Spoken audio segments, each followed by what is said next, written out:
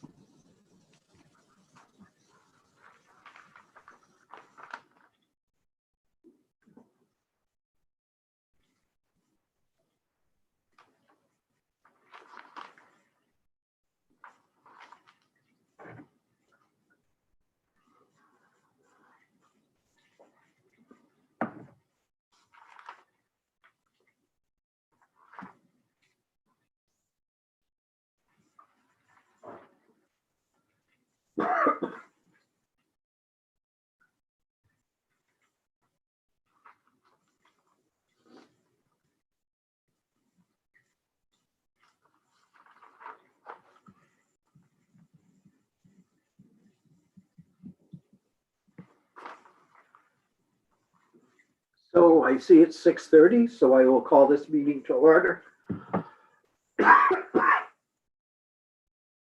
Just in case people get nervous.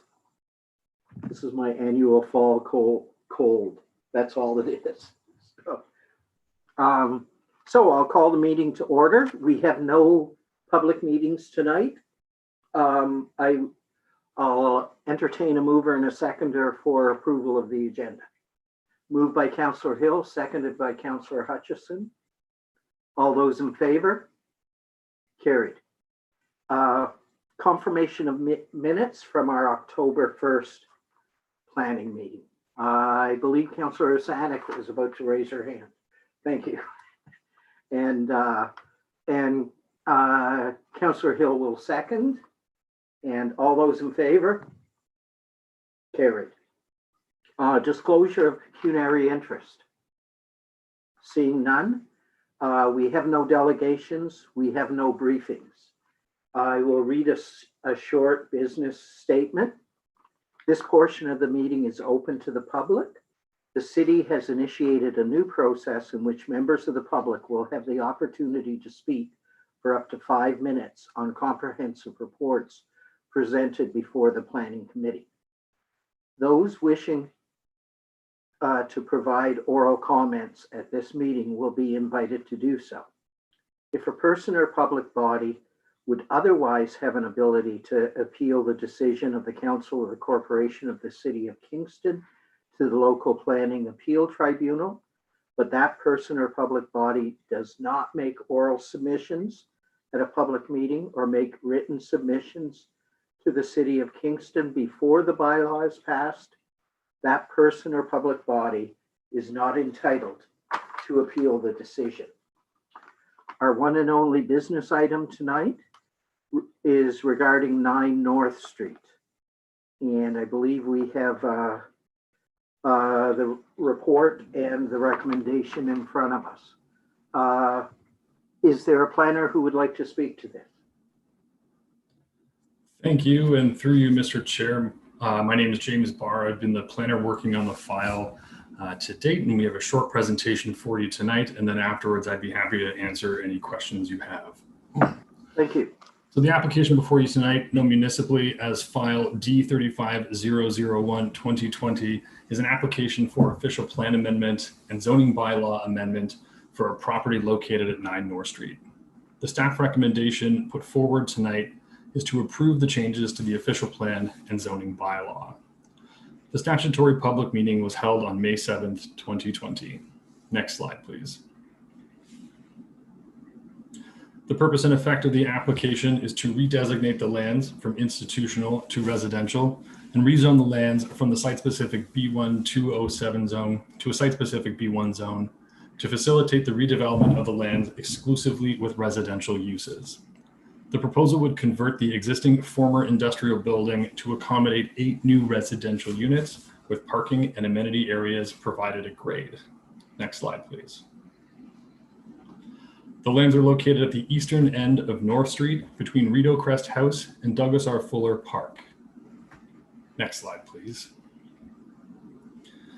The lands were historically used by the Queen City Oil Company. It is one of the last remaining industrial buildings in the area and is designated under Part 4 of the Ontario Heritage Act. It has remained vacant for a number of years. Next slide, please. The redeveloped site would conserve and adapt the building to accommodate 8 new residential units, with a small addition at the north end of the building to provide a stairwell between the 2 floors, and in addition to raise the height of the 2nd floor. The changes to the site have been reviewed and approved by Heritage Kingston earlier this year. There are 4 units located on the top floor, accessed via internal hallway, and 4 units located on the ground floor, accessed from the east side of the building at grade.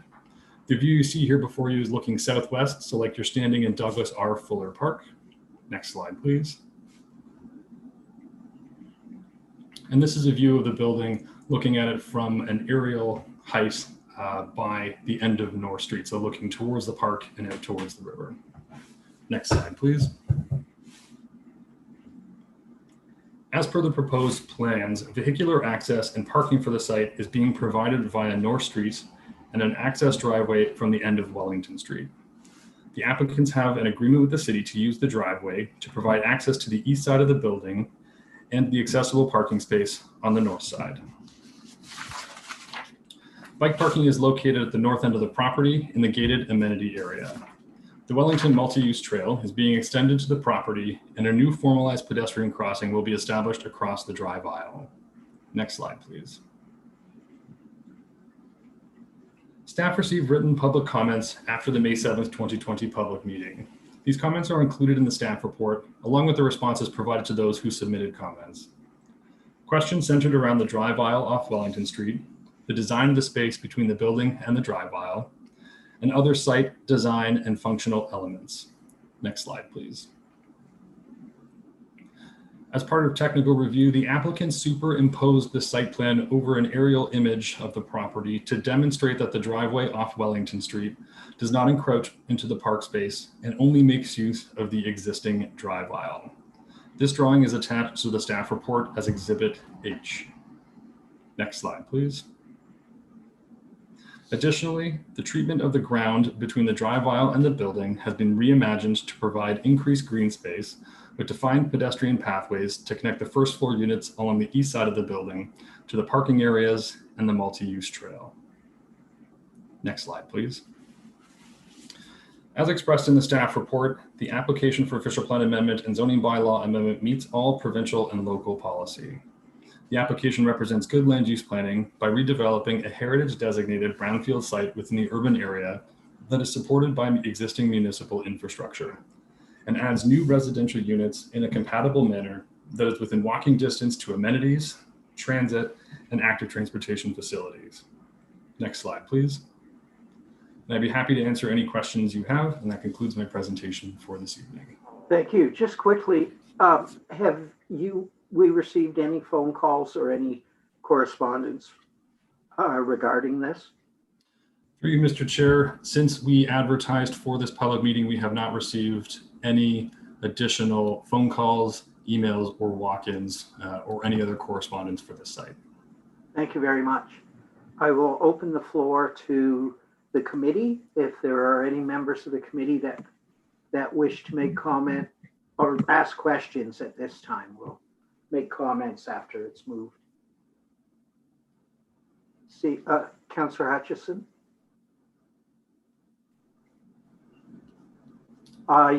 You're still on mute. There you go. I was waiting for the little pop-up. Can we show the, let me just be clear. I don't have any real concerns with this. It seems to be worked out quite well. But just as a question, can we go back to the panel or the slide that shows the drive aisle?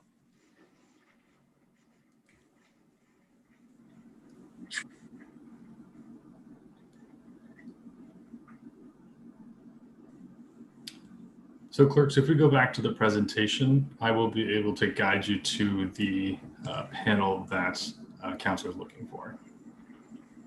So if we go back, I believe, oh, sorry, forward one slide, please. this one here. Okay, so right at the bottom is the drive aisle, is it? Through you, Mr. Chair, that's correct. Right. And it said in the write-up that it was 2 meters from the building facade.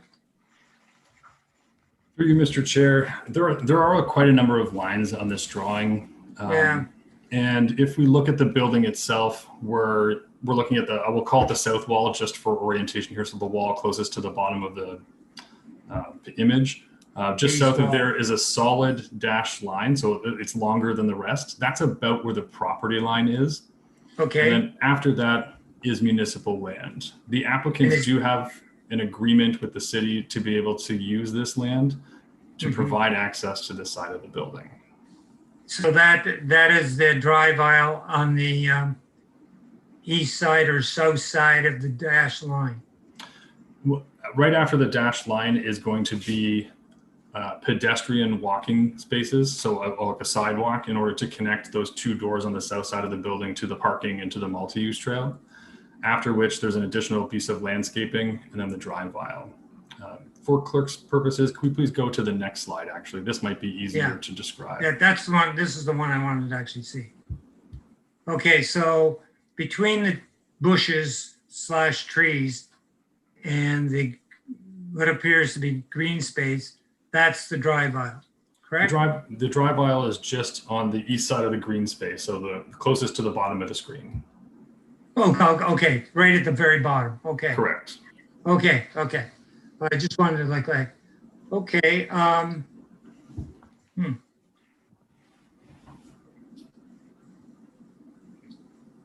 the green space is within the property line, correct? Through you, Mr. Chair, the green space is on municipal property. This has a very strange lot arrangement. The 9 North Street property is surrounded on 3 sides by the Rideau Crest property. And then after that is also municipally owned land, but part of the park itself.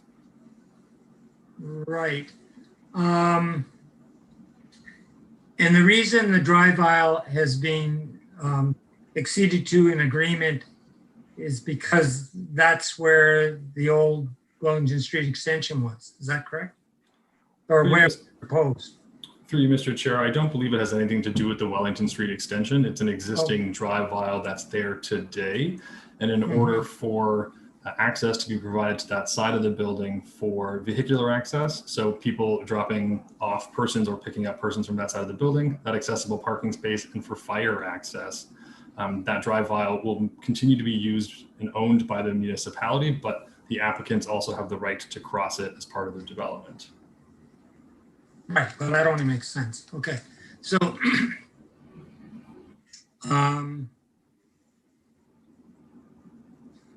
I guess I'm going to ask a question I think others would ask, and that is, why would we not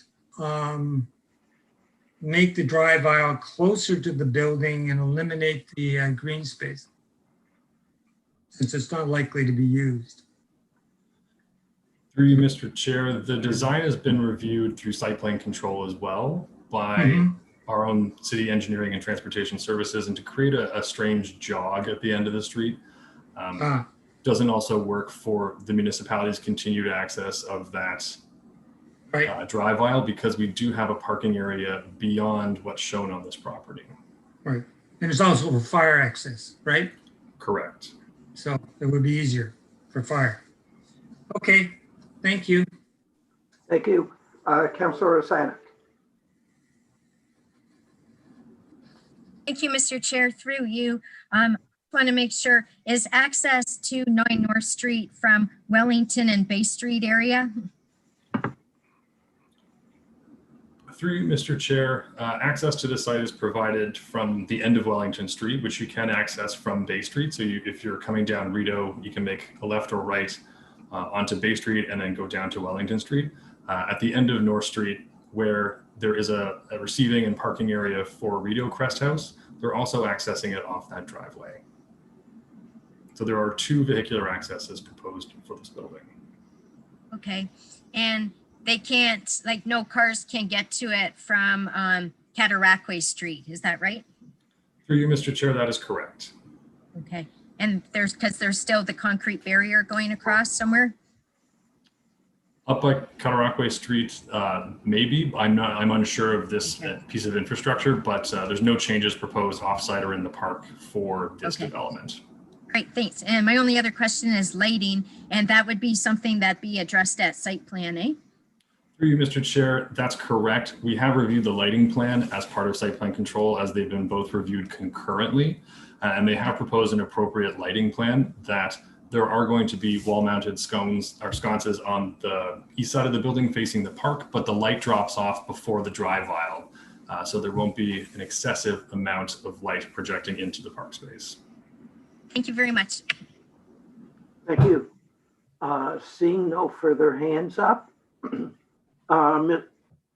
Mr. Clerk, are there any members of the public? There is one member of the public with us tonight, Mr. Chair. I'll just ask they use their raise hand tool within Zoom if they wish to speak to this matter.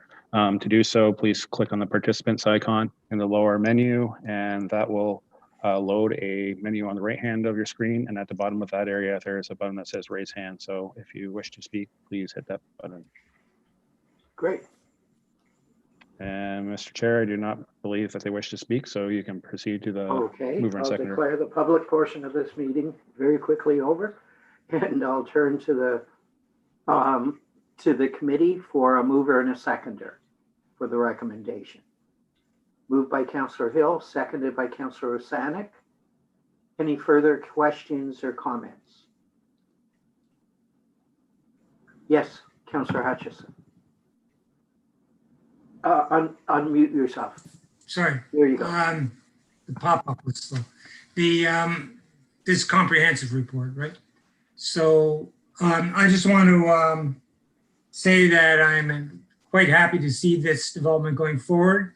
It was a heritage concern for years. People tried to figure out what to do with this property for, I don't know, 25 years or more.